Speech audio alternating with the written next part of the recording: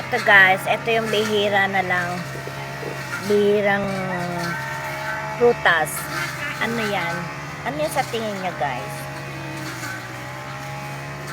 Bihirang prutas na lang yan. Ayan yan ang puno niya. Ano yan?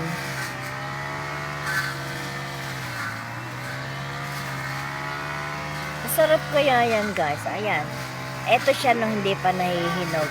Ito. Nung nahinog na, ito siya. Ano yan?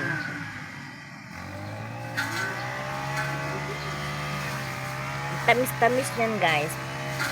Mabuto yan sa loob.